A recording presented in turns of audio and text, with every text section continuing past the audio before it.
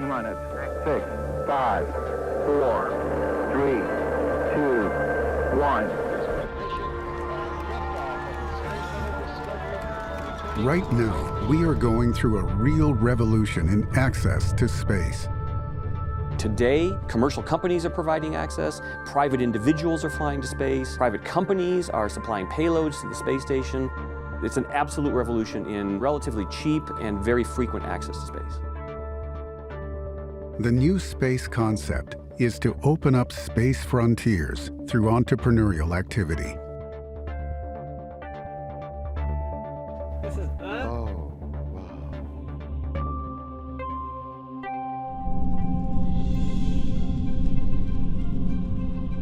I really hope that there are more and more people, country, work together in space, and we need to keep going to expand our frontier in space.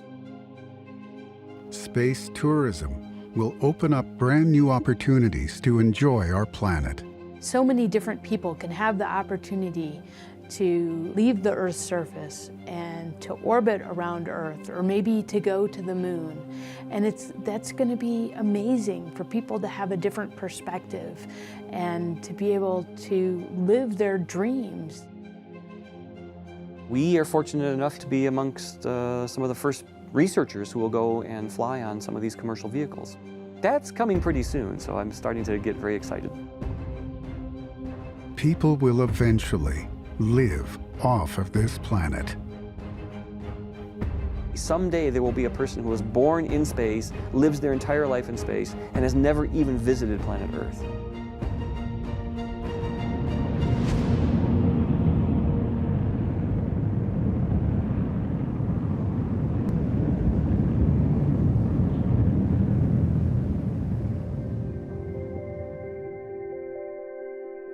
On July 20th, 2021, Jeff Bezos, one of the richest men in the world, owner of Amazon and aerospace company, Blue Origin, reached an unprecedented milestone. He was on board of the first commercial suborbital flight ever to reach the edge of space at an altitude of 107 kilometers. Now, on how it felt, oh my God! My expectations were high and they were dramatically exceeded. This pioneering flight lasted just 10 minutes and 10 seconds, with the crew floating in microgravity around 4 minutes. This is incredible. Oh, I love it!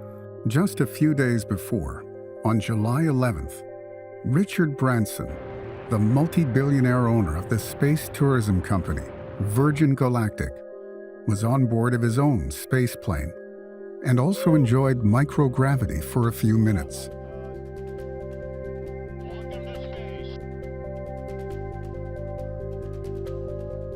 I was once a child with a dream, looking up to the stars. Now I'm an adult in a spaceship with lots of other wonderful adults looking down to our beautiful, beautiful Earth.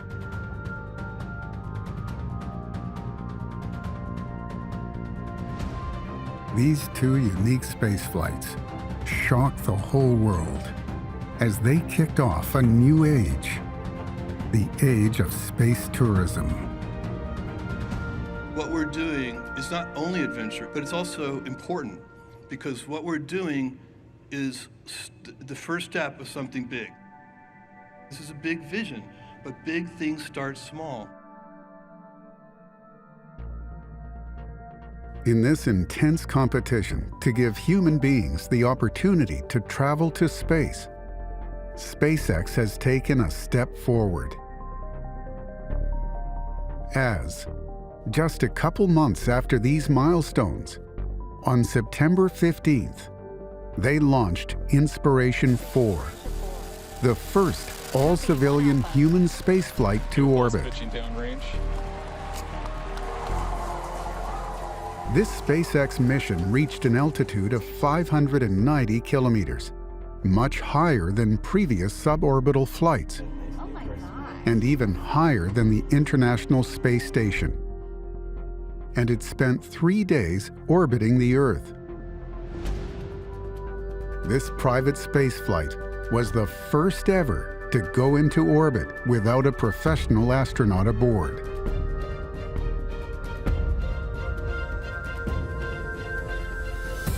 This has been just the beginning of an exciting race in the space tourism business.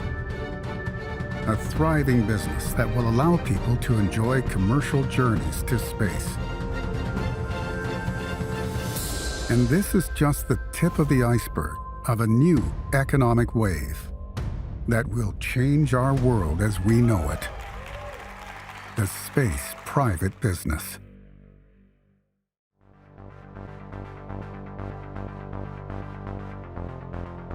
There is a true revolution occurring in space at this moment.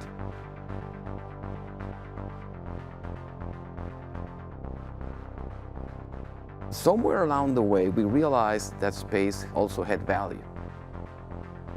8 to 10 years ago, space started opening up to the private sector, and that's what defined what is called right now the new space economy.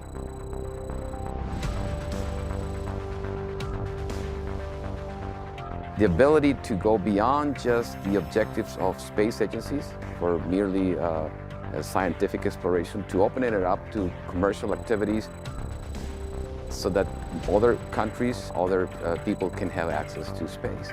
And this is the true revolution happening at this moment.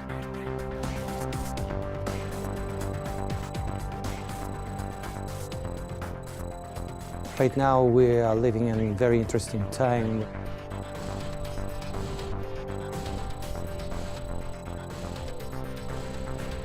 You've got things like novel medical treatment, you got things like space-based solar power, so a lot of these kind of near science fiction ideas that are still very early stage but have a lot of potential.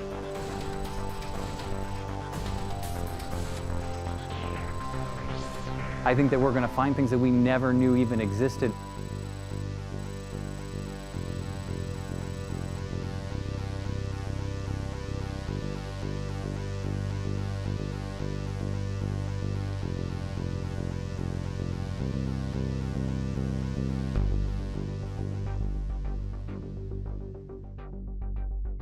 Everything is changing very quickly in space.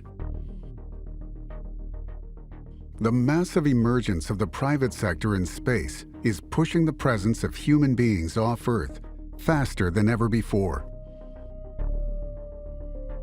This whole revolution will allow us to expand outside of the boundaries of our beautiful blue planet and become a real multi-planetary species.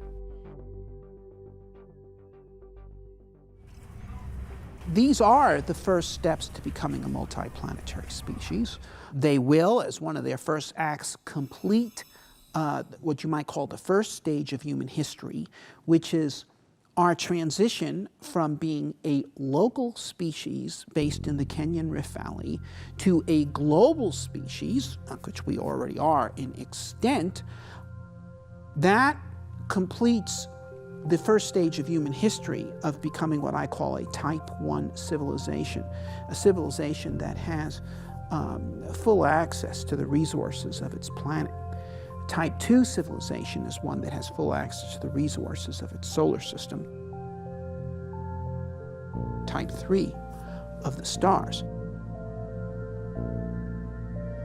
So we are right now on the cusp of completing our history of achieving Type 1 and beginning our history of developing into a Type 2 civilization. There's a famous quote from Tsiolkovsky, a Russian space pioneer, said, "Earth is the cradle of mankind, but one cannot live in a cradle forever."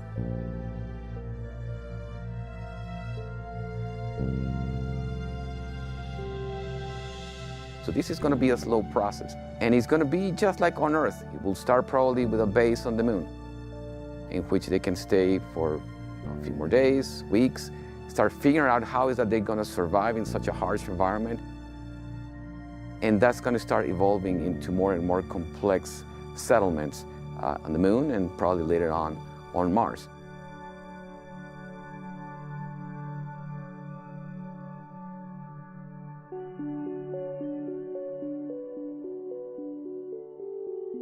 From Sputnik 1957 through the moon landing, we had tremendous progress in development of space technology.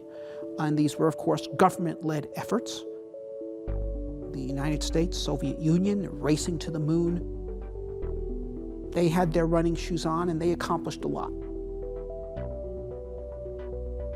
But once it lost that drive, we had stagnation, and the cost of space launch from 1970 to 2010 did not fall by $1, which is incredible. I mean, if you think of the advances that occurred in other fields, in computers, for example, where the cost of computers fell radically from 1970 to 2010, and their capabilities increased by thousands of times. But not space, absolute stagnation. But then, starting around 2010,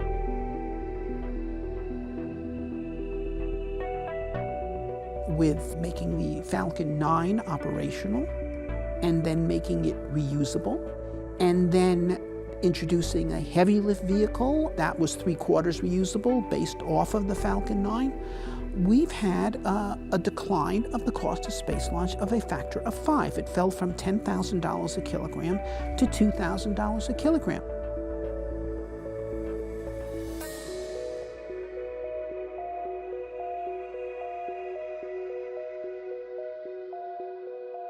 Please join me in welcoming Elon Musk.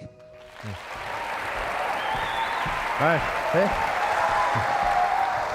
Thank you. Actually, so good.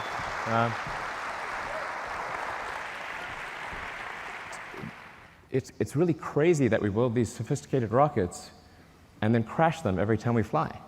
This is mad. Emphasize how profound this is and how important reusability is. So reusability is absolutely fundamental.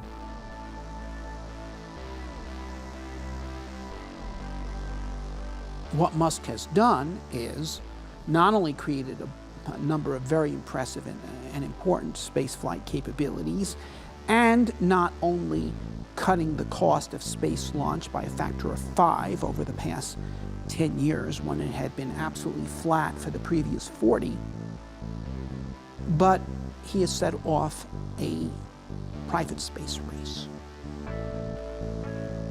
The key point of this paradigm shift has been the sharp reduction of the costs of launching, thanks to the creation of reusable rockets. Big entrepreneurs like Elon Musk or Jeff Bezos are leading this new private space race with their companies SpaceX and Blue Origin. In addition to these huge enterprises that have taken a gamble on big reusable vessels, there are other companies that are focused on emerging new market, small reusable rockets that could be useful for launching nanosats or other small payloads into Earth's orbit. One of these companies is PLD Space. They are one of the leading commercial projects in Europe in the small reusable rocket industry. Raul Verdu and Raul Torres, its co-founders, have been rocketeers and space enthusiasts all their lives, and they have now managed to design the Mures, reusable rockets based on parachutes to recover one of the rocket's stages. We work with the European Space Agency, with ESA, since a long time ago. Fortunately, we have strong support from them.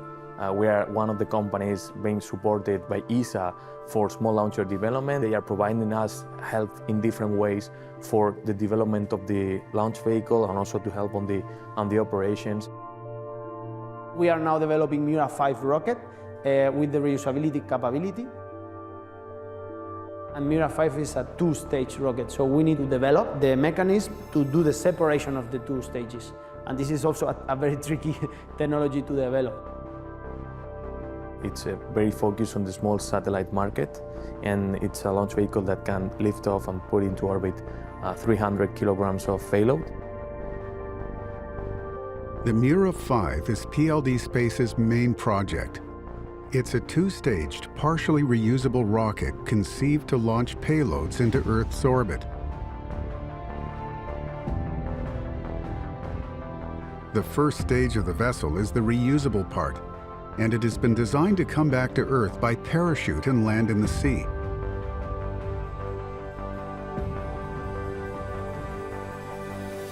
After the separation of both stages, the second stage will start ignition and continue to rise until it reaches Earth's orbit, when the fairing will open to allow the payload, mainly small satellites, to be placed into orbit.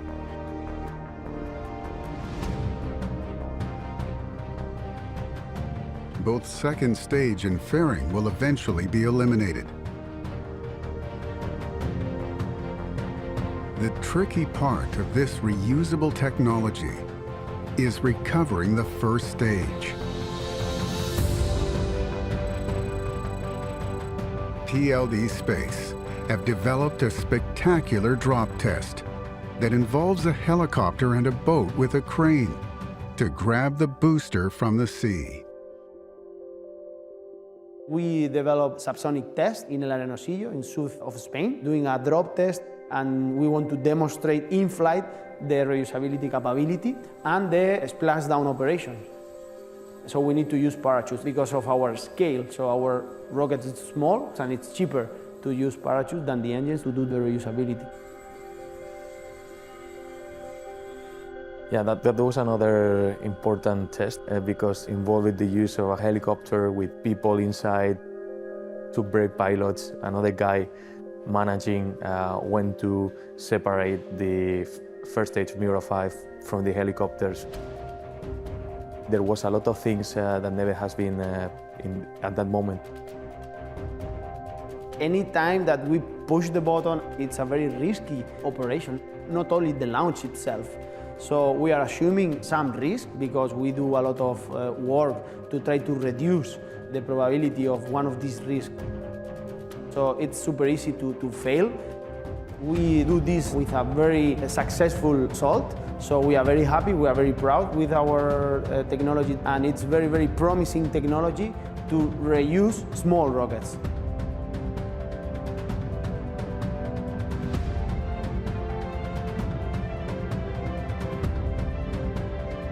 Reusability has been one of the main drivers for the democratization of space that has allowed us to reach Earth's orbit at much lower cost than years before. So space is becoming much more accessible to us, a place where a promising economy is about to thrive.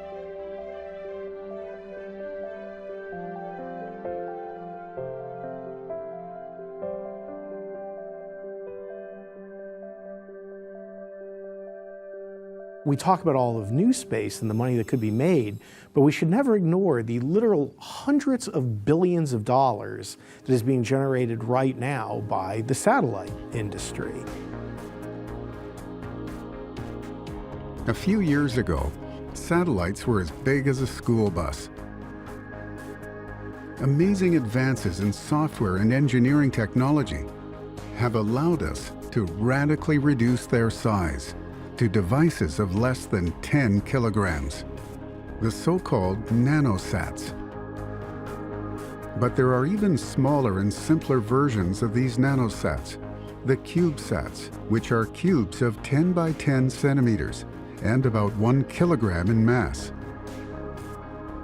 And I think we're going to enter an era where, if not personal satellites, you're going to have personal satellite capability.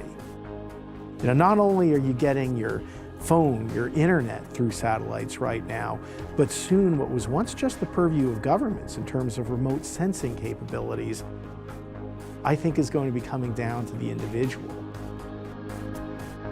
Small sats have multiple practical applications that are already in use nowadays, from services for communication, meteorology, military purposes, and navigation, to, for instance, the early detection of forest fires. The company Elaine Space is working on a CubeSat named Lume-1 for this very purpose. Nanosatellites and CubeSats are the most common initiatives and projects in the new space sector. We have developed and launched 4 nanosatellites in the last 8 years. With CubeSats, the standardization of the subsystems has arrived.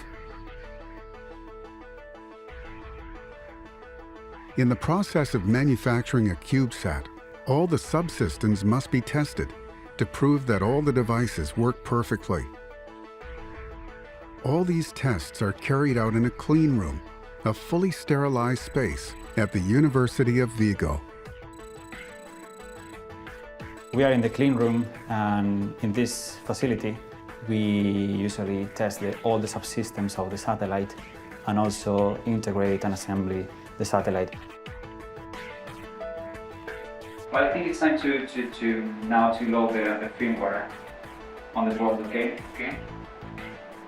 Cable connected. Here the UART is ready, okay? So the UART. Alright.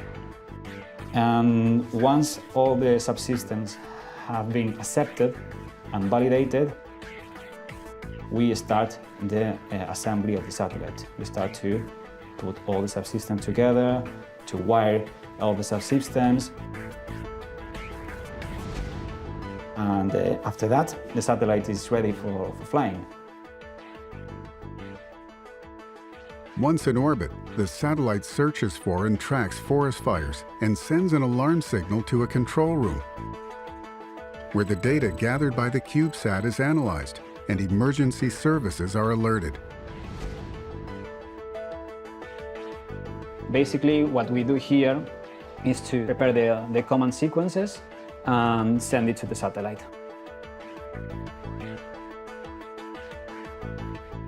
The mission of this satellite is to early detect and monitor wildfires. It was built for that purpose. Okay? To do that, we have designed a communication payload built to communicate with sensors deployed on ground all over the world, from wildfire sensors, weather stations, whatever, that they can trigger an alarm when a fire is detected. We can send this data to emergency services so they can arrive there with more information about the fire. The smallsat's revolution is radically changing the way we connect to space. Until now, most of them are orbiting our planet. However, in the near future, they will also orbit worlds much farther away, such as the Moon or Mars.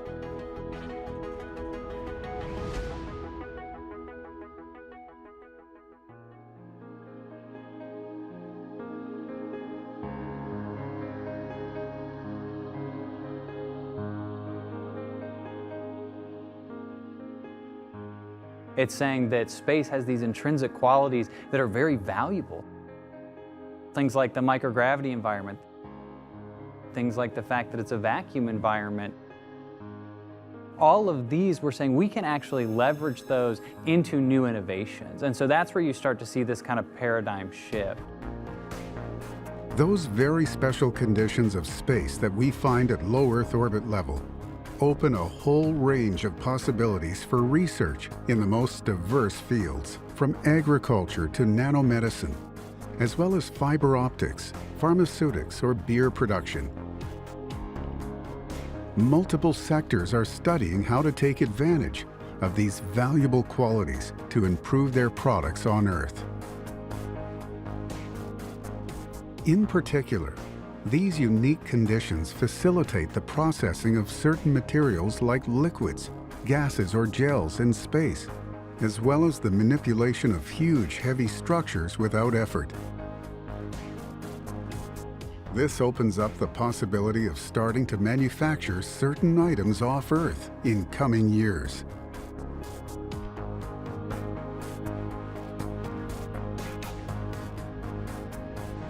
It has now been demonstrated, for example, that you can make fiber optic cables in space where you have zero gravity that are far more efficient than anything that can be made on Earth. And the value of these things are very high. And so to set up a factory on orbit to actually make this kind of stuff. In fact, November 2017, will go down in history as the date when human beings were able to manufacture an item off Earth and bring it back to the surface for the first time ever. Dmitry Starodubov, chief scientist at Foams Inc., was responsible for the brilliant scientific program that brought about such a milestone. Our fiber program is the first commercial effort that generated revenue from manufacturing on orbital platform. We were able to manufacture a small piece of fiber and prove that actually optical fiber manufacturing in microgravity is better than in gravity conditions for specialty optical fibers like fluoride optical fibers, Z-band type. The thermal fields in the microgravity environment provide substantially more uniform and more controllable conditions for material processing that are highly advantageous for materials. We can increase the capacity of data transmission for optical fibers made out of new materials. We hope that this very first amazing step has been just the first of many achievements that future in-space manufacturing industries will bring about.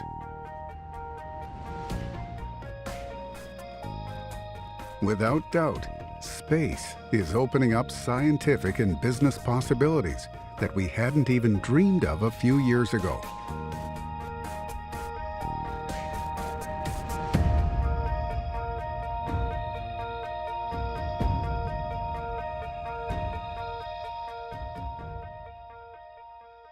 The moon is the next frontier, a place which we walked on 50 years ago, and we're about to go back to in the coming years.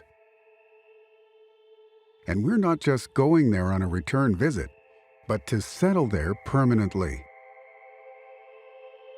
Several private companies are working in fields like mining, human supply systems, transport and energy production, to allow us to establish ourselves on our satellite. I think the time is coming where something like a lunar base, a lunar colony, adventures on the moon are going to be more commonplace. It's going to have to start small, of course. The moon is very resource rich. So you do have water ice in the permanently shadowed regions. That's been proven by a variety of NASA missions and other international missions.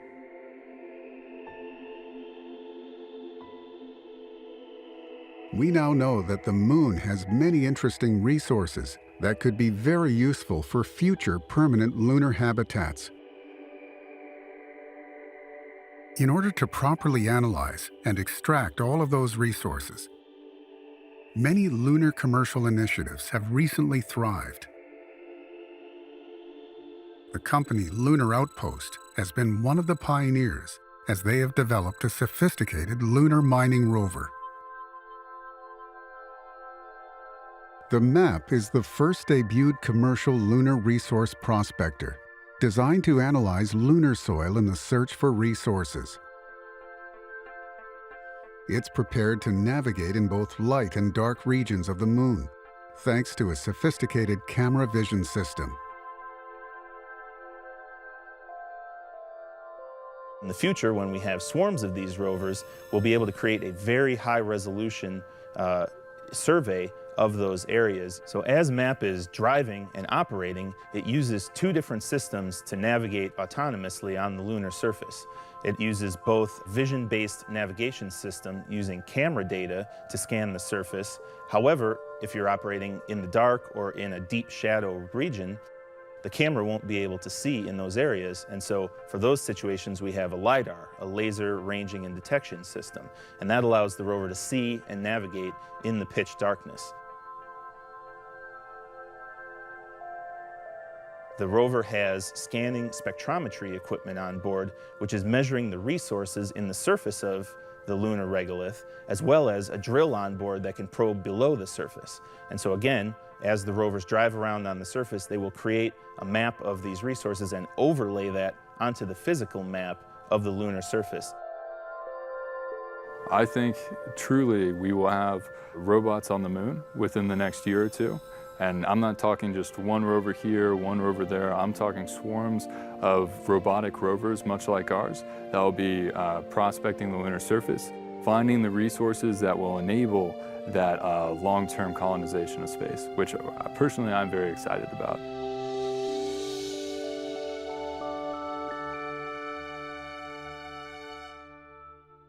In order to extract and use those resources, we need to study in depth the properties of lunar soil. But we can't go to the moon to do previous analysis. So we have developed various sophisticated tests here on Earth at a small number of scientific institutions around the globe. One of the most renowned is the Colorado School of Mines. They took a gamble on space just a few years ago and launched the Center for Space Resources, a department that is the very first of its kind in the world, as it's fully focused on the study of space resources.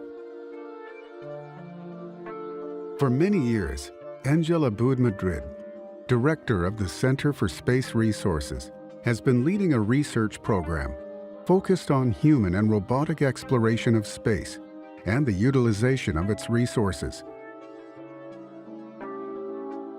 The Colorado School of Mines, for 145 years, has been a world leader on the extractive industry.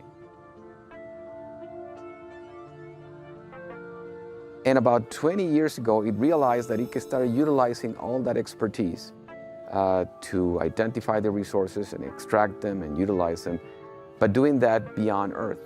And so we founded the Center for Space Resources in the late 1990s with the intention of doing basic research on this new era.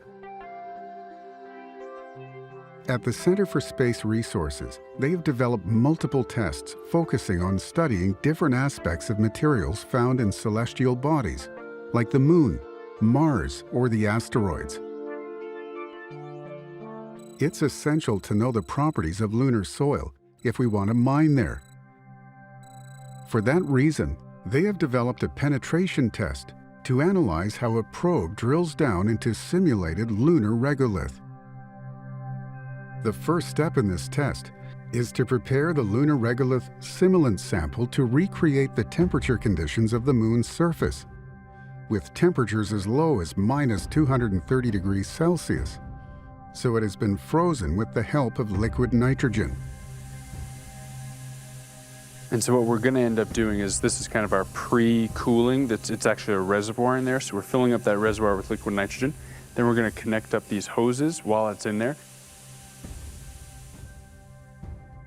Once the sample is properly frozen and the conditions are similar to the lunar surface, the steel probe can drill down into the soil in order to study its penetration. Basically, we're taking a probe, which is a small sort of pencil type thing that's made of steel, and we're pushing it down into some soil. This soil is what we typically call regolith, and all regolith is soil on another planet. All the tiny little pebbles and grains of material is called regolith. So what we're doing is we're taking this probe and we're pressing it down into the regolith. And when we press it down in, we measure the forces that occur both in the upward and in all different directions. So we'll see now that we've hit it, you see it kick off. It's going to 40, 50, 60. So once it hits 120 newtons, it begins relaxing. We come back and we do the extraction. The reason for doing that is to kind of understand if we were to land, or we want to extract water, or we want to build a habitat. To build a habitat on the Moon, the ideas considered are based on 3D printing devices that could work autonomously. using the regolith as raw material to build those future lunar bases, long before humans settle there permanently. 3D printing has revolutionized the way that we can do things in space by allowing us to do complete habitats. We can bring these machines that can start utilizing the material from the moon and start creating all sorts of complicated structures without the need of all this equipment that was thought of before.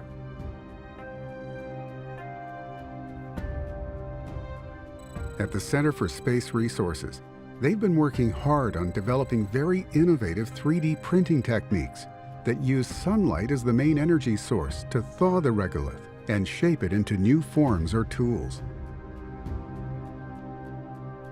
In order to better recreate the conditions of the lunar surface, they use a small vacuum chamber where they test these 3D printing experiments. 3D printing is a process by which we turn materials like this, regolith, into tools, building materials, anything that people might need to live.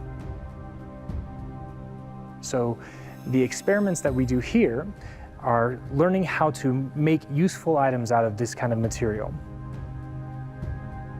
We are going to take regolith and we are going to melt it down using simulated sunlight. I'm going to take the lamp you see behind me, concentrate down the light on that lamp, and melt this regolith into a useful shape. Once the regolith is thawed, it can be manipulated and shaped to create brand new forms, tools, walls of future lunar habitat, or anything needed up there. The purpose of this is in the future when humans are living in space and we're going to be able to take sunlight, concentrate it down, and make new tools, new building materials, whatever people need to live, because they're not going to be able to get things shipped from the Earth. Other worlds much farther away from the boundaries of our planet are waiting for us. The Moon and Mars could be the first places for us to expand into, but they won't be the last. In the future, we will be witness to human beings that were born off Earth and have never visited our planet in their whole life. And even more, they might feel the Moon or Mars to be their homes, as the only sunsets that they have ever enjoyed have set below a horizon of red or gray soil.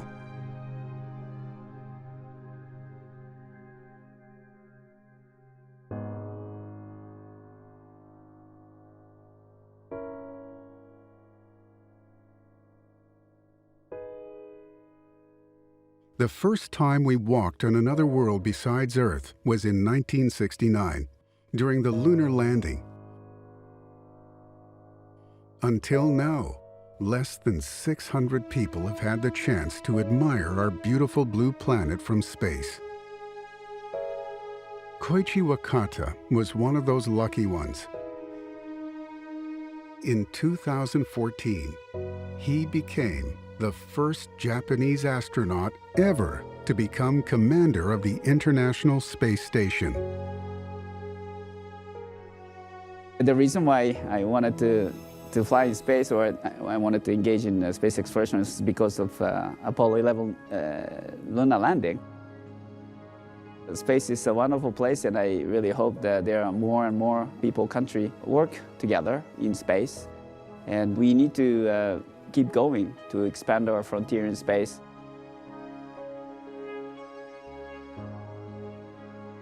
My friend Alan Bean, who flew on Apollo 12 as the lunar module pilot, when he came back from the moon, it really changed his life. He no longer complained about the weather. He used to say, "I'm glad there is weather," right? He no longer complained about traffic. "I'm glad there are people around me," right? So this is what happens when you fly in space. It changes your perspective, and I think for the better, universally. And everybody I've ever spoken to who's come back just marvels at how beautiful our planet is from above. Space tourism is one of the most promising private industries in this space revolution, and it's going to be the first one to allow anyone to actually move off Earth. After years of difficulties and delays, the space tourism industry finally kicked off last July 2021. As that month, the most important companies in this sector, Blue Origin and Virgin Galactic, performed the first space flights ever with passengers on board. In fact, two of the multi-billionaire owners of each company, Jeff Bezos and Richard Branson, traveled in those pioneering flights and enjoyed the weightlessness for a few minutes on the edge of space and the amazing views of the Earth from such a unique perspective.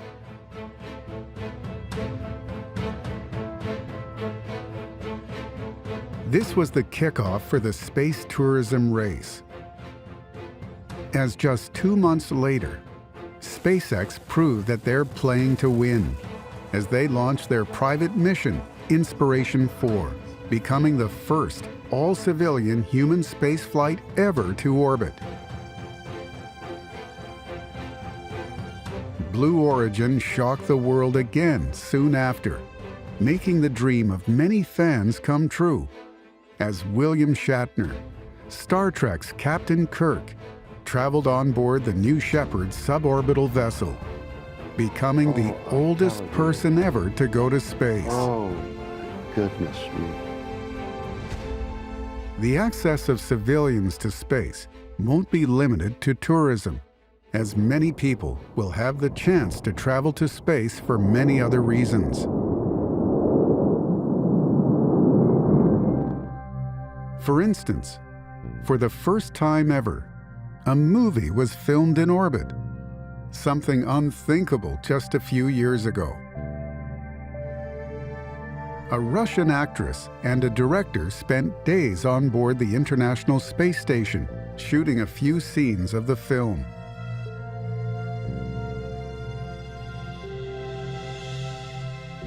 Thanks to space tourism, many people will have the chance to travel to the Earth's orbit and enjoy such stunning views of our planet from up there. Not too far in the future, some of the people who have always dreamed of traveling to space and seeing the Earth from above will be able to do so in one of the commercial flights being developed by companies like Virgin Galactic or Blue Origin. Two of those people are Kathy Olken and Dan Durda, scientists at the Southwest Research Institute in Boulder, Colorado, who will be among the very first passengers to test those flights. Dan Durda has been a space enthusiast all his life. He has flown as a pilot many times, but has never been in space, despite having studied it for many years. One of his wildest sci-fi dreams is about to become true. As a researcher, it helps that I'm also a pilot. So I fly aircraft myself, and I understand what that environment is like. We are fortunate enough here at Southwest Research Institute to be amongst some of the first researchers who will go and fly on some of these commercial vehicles. That's coming pretty soon, so I'm starting to get very excited. Like Dan Durda, Kathy Olken has also dreamed of becoming an astronaut since she was a child. Soon it will be her turn to experience that indescribable sensation of floating like a feather in microgravity. I've wanted to go into space for a long time. I applied to be an astronaut and I didn't quite make the cut. And so this is a way to be able to carry out science experiments in space. Both of them have been training hard on board zero-G parabolic flights to be properly prepared for future real suborbital flights, as the accelerations and forces they will be exposed to on those flights will be quite demanding.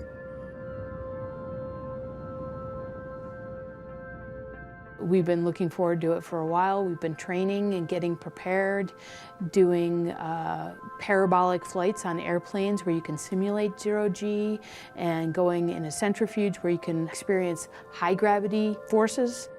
And I just really look forward to being able to fly in space.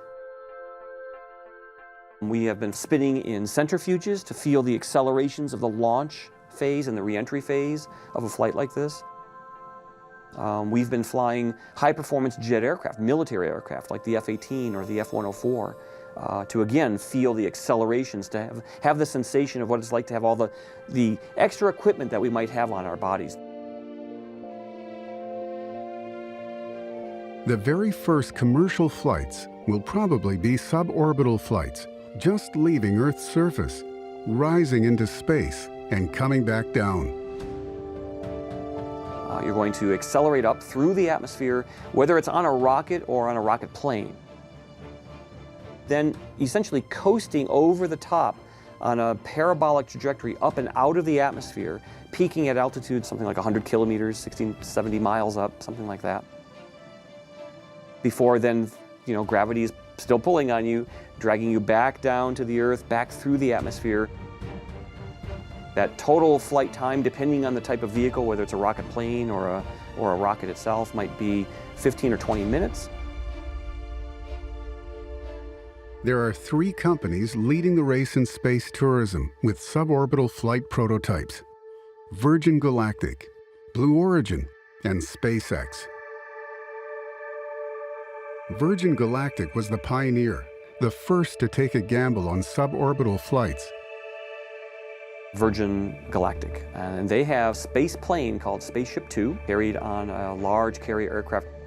The basic design, the idea, was developed way in the early 2000s by Burt Rutan and his company Scaled Composites.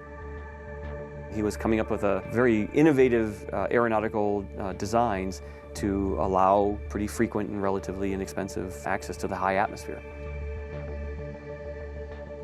And once that was shown successful, Richard Branson's Virgin group of companies, a little light bulb went on, and they said, we want to license that capability and build that as Spaceship Two, as Virgin Galactic, to allow people to buy tickets to space. But Virgin Galactic is not the only one in this upcoming business, as Blue Origin, belonging to multi-billionaire Amazon owner Jeff Bezos, has also invested very heavily in the development of its own suborbital spacecraft. Both companies, Blue Origin and Virgin Galactic, performed the first commercial suborbital space flights in July 2021. Being Blue Origin, the only one to overpass the Kármán line, which is established at an altitude of 100 kilometers, what is the so-called edge of space. These suborbital flights will not just allow us to enjoy breathtaking views from up there, but also they will help us to fly from one corner of the Earth to another in less than 1 hour, as those flights will take advantage of the fact that at such high altitudes, atmosphere density is almost non-existent, so that drag is close to zero and speeds could be much greater. You can go from anywhere to anywhere in less than an hour.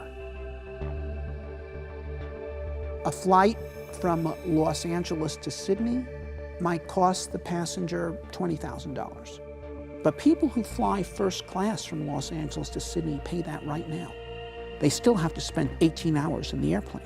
They'd get to Australia in less than an hour, and for half of that hour, they'd be in space, experiencing zero gravity and seeing the incredible black starry sky of space out through the window while they fly.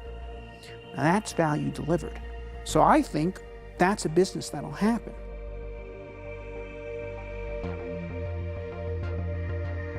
To have this opportunity to actually go up to space and see what our planet looks like from above. And I think that's going to revolutionize the way we think about ourselves and relate to each other here on the planet.